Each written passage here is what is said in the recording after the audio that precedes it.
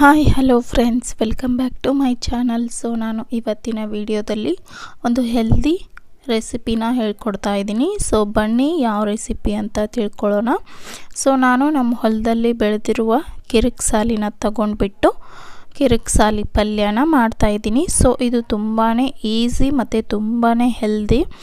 So ಇದರ uses ತುಂಬಾ ಇದೆ. ಸೊ ನಿಮಗೆ ಆರೋಗ್ಯಕ್ಕೆ ತುಂಬಾ ಒಳ್ಳೆಯದು. ಸೊ ಇದು ಸಿಂಪಲ್ಲಾಗಿ ಬೇಗನೆ ಮಾಡ್ಕೊಳ್ಳುವಂಥ ಒಂದು ಸೊಪ್ಪಿನ ಪಲ್ಯ ಅಂತ ಹೇಳ್ಬೋದು.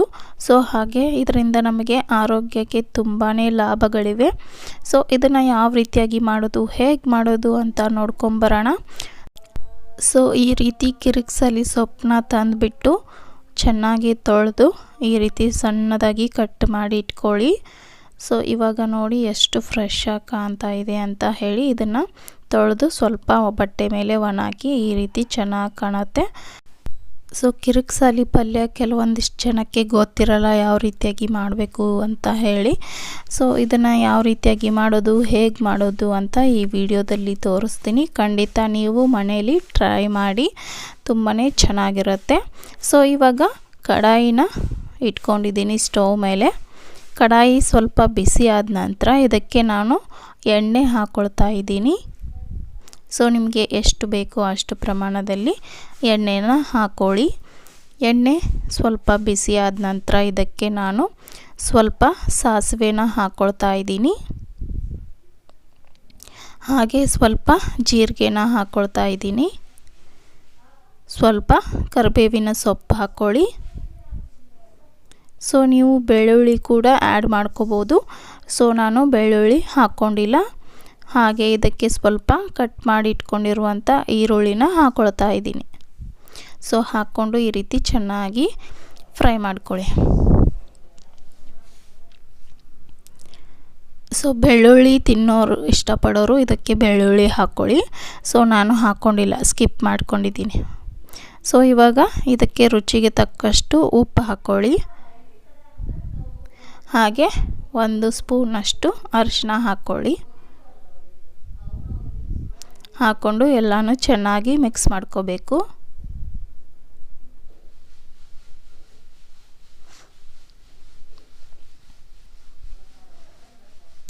ಸೊ ಕೆಲವೊಂದಿಷ್ಟು ಜನಕ್ಕೆ ಇದು ಗೊತ್ತಿರಲ್ಲ, ಯಾವ ಥರ ಸೊಪ್ಪಿದು, ಯಾವ ಥರ ಟೇಸ್ಟ್ ಇರುತ್ತೆ ಅಂತ ಹೇಳಿ. ಸೊ ಈ ವಿಡಿಯೋ ನೋಡಿಬಿಟ್ಟು ನೀವು ಖಂಡಿತ ಮನೆಯಲ್ಲಿ ಟ್ರೈ ಮಾಡಿ, ತುಂಬಾ ಚೆನ್ನಾಗಿರುತ್ತೆ. ಸೊ ನೋಡಿ ಇವಾಗ ಚೆನ್ನಾಗಿ ಫ್ರೈ ಆಗಿದೆ ಈರುಳ್ಳಿ ಎಲ್ಲ. ಸೊ ಇವಾಗ ನಾನು ಸ್ವಲ್ಪ ಸಕ್ಕರೆನ ಹಾಕ್ಕೊಳ್ತಾ ಇದ್ದೀನಿ. ಸ್ವಲ್ಪ ಚೆನ್ನಾಗಿರುತ್ತೆ ಟೇಸ್ಟ್ ಸಕ್ಕರೆ ಹಾಕ್ಕೊಳ್ಳೋದ್ರಿಂದ. ನಾವು ಯಾವುದೇ ಅಡುಗೆ ಮಾಡಿದರೂ ಸ್ವಲ್ಪ ಶುಗರ್ ಹಾಕ್ಕೊಳ್ತೀವಿ. ಇದರಿಂದ ಒಂದು ಒಳ್ಳೆ ಟೇಸ್ಟ್ ಬರುತ್ತೆ. ಸೊ ಇವಾಗ ಇದಕ್ಕೆ ಕಿರಿಕ್ಸಾಲಿ ಸೊಪ್ಪನ್ನ ಕಟ್ ಮಾಡಿ ಇಟ್ಕೊಂಡಿದ್ದೀವಲ್ಲ, ಸೊ ಇದನ್ನು ನಾನು ಈ ಕಡಾಯಿಗೆ ಹಾಕ್ಕೊಳ್ತಾ ಇದ್ದೀನಿ. ಸೊ ಈ ರೀತಿ ಕಟ್ ಮಾಡೋದಂದರೆ ಜಾಸ್ತಿ ಸಣ್ಣದಾಗಿ ಕಟ್ ಮಾಡ್ಕೋಬೇಡಿ, ಹಾಗೆ ಬಿಡಿಸಿಟ್ಕೊಳ್ಳಿ. ಸೊ ಇವಾಗ ಈ ಕಡಾಯಿಗೆ ನಾನು ಕಿರಿಕ್ಸಾಲಿ ಸೊಪ್ಪನ್ನ ಹಾಕ್ಕೊಳ್ತಾ ಇದ್ದೀನಿ. ಸೊ ನೋಡಿ ಇವಾಗ ಹಾಕಿದಾಗ ಇಷ್ಟೊಂದು ಕಡಾಯಿ ತುಂಬ ಕಾಣ್ತಾ ಇದೆ. ಸೊ ಇದನ್ನು ಫ್ರೈ ಮಾಡ್ದಂಗೆಲ್ಲ ಇದು ಕ್ವಾಂಟಿಟಿ ಕಡಿಮೆ ಆಗ್ತಾ ಹೋಗುತ್ತೆ. ಸೊ ಕೆಲವೊಂದಿಷ್ಟು ಜನ ಏನು ಮಾಡ್ತಾರೆ, ಮೊದಲೇ ಇದನ್ನು ಸೊಪ್ಪನ್ನ ಫ್ರೈ ಮಾಡಿ ಇಟ್ಕೊಂಡು ಆಮೇಲೆ ಒಗ್ಗರಣೆ ಜೊತೆ ಮತ್ತೊಂದು ಸತಿ ಫ್ರೈ ಮಾಡ್ತಾರೆ. ಸೊ ನಾನು ಇಲ್ಲ, ಇದ್ರ ಜೊತೆನ ಈ ರೀತಿ ಹಾಕ್ಕೊಂಡ್ಬಿಟ್ಟು ಫ್ರೈ ಮಾಡ್ಕೊಳ್ತಾ ಇದ್ದೀನಿ. ಸೊ ಈ ಥರ ಡೈರೆಕ್ಟಾಗಿ ಸೊಪ್ಪನ್ನ ಹಾಕ್ಕೊಂಡು ಮಾಡ್ಕೊಂಡು ನೋಡಿ, ಇದು ಒಂಥರ ಟೇಸ್ಟ್ ಚೆನ್ನಾಗಿರುತ್ತೆ. ಸೊ ಮೊದಲೇ ಫ್ರೈ ಮಾಡಿ ಇಟ್ಕೊಂಡ್ರು ಓಕೆ. ಸೊ ಈ ರೀತಿ ಡೈರೆಕ್ಟಾಗಿ ಒಗ್ಗರಣೆ ಹಾಗೆ ಹಾಕಿಬಿಟ್ಟು ಫ್ರೈ ಮಾಡಿಕೊಂಡ್ರು ಚೆನ್ನಾಗಿರುತ್ತೆ ಟೇಸ್ಟು. ಸೊ ನೋಡಿ ನಾವು ಸೊಪ್ಪನ್ನ ಎಷ್ಟೊಂದು ಕ್ವಾಂಟಿಟೀಲಿ ಹಾಕಿದ್ದೆ. ಸೊ ಇವಾಗ ನೋಡಿ ಎಷ್ಟು ಪ್ರಮಾಣದಲ್ಲಿ ಕಡಿಮೆ ಆಗಿದೆ ಅಂತ. ಸೊ ಇವಾಗ ನಾನು ಇದಕ್ಕೆ ರುಚಿಗೆ ತಕ್ಕಷ್ಟು ಖಾರನ ಹಾಕ್ಕೊಳ್ತಾ ಇದ್ದೀನಿ. ಸೊ ನಿಮಗೆ ಎಷ್ಟು ಬೇಕೋ ಅಷ್ಟು ಖಾರನ ಹಾಕ್ಕೊಳ್ಳಿ.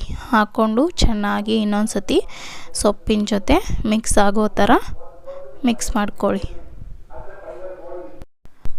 ಸೊ ನೋಡಿ ಈ ರೀತಿ ಖಾರ ಸೊಪ್ಪಿನ ಜೊತೆ ಚೆನ್ನಾಗಿ ಹೊಂದ್ಕೊಳ್ಳೋ ಥರ ಈ ರೀತಿ ಮಿಕ್ಸ್ ಮಾಡ್ತಾ ಇರಬೇಕು.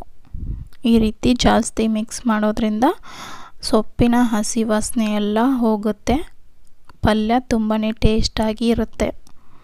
ಸೊ ನೋಡಿ ಇನ್ನು ಜಾಸ್ತಿ ಇದನ್ನು ಫ್ರೈ ಮಾಡ್ಕೊಳ್ಳೋ ಅವಶ್ಯಕತೆ ಇಲ್ಲ, ಯಾಕಂದರೆ ಇದು ಕ್ವಾಂಟಿಟಿ ತುಂಬಾ ಕಡಿಮೆ ಆಗಿದೆ. ಸೊ ಇವಾಗ ಇದು ಪಲ್ಯ ರೆಡಿಯಾಗಿದೆ.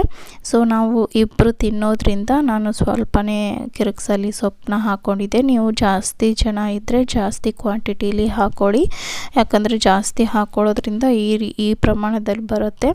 ಸೊ ನೀವು ಹಾಗಾಗಿ ನೋಡ್ಕೊಂಡು ಹಾಕ್ಕೊಳ್ಳಿ ನಿಮಗೆ ಎಷ್ಟು ಬೇಕೋ ಅಷ್ಟು. ಸೊ ಇವಾಗ ಕಿರಿಕ್ಸಾಲಿ ಪಲ್ಯ ರೆಡಿಯಾಗಿದೆ. ಸೊ ನೀವು ಈಗ ಟೇಸ್ಟ್ ಮಾಡ್ಕೋಬೋದು. ಉಪ್ಪು ಕಡಿಮೆ ಆಗಿದ್ದರೆ ಉಪ್ಪು ಆ್ಯಡ್ ಮಾಡ್ಕೊಳ್ಳಿ, ಹಾಗೆ ಖಾರ ಕಡಿಮೆ ಇದ್ದರೆ ಖಾರ ಆ್ಯಡ್ ಮಾಡ್ಕೊಳ್ಳಿ.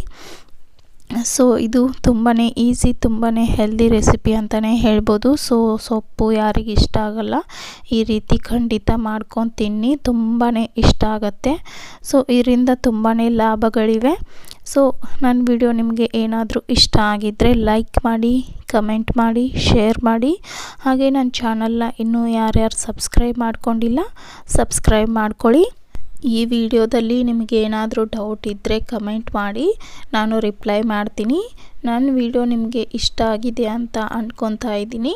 ಹಾಗೆ ಮುಂದಿನ ವಿಡಿಯೋದೊಂದಿಗೆ ಸಿಗ್ತೀನಿ. ಧನ್ಯವಾದಗಳು.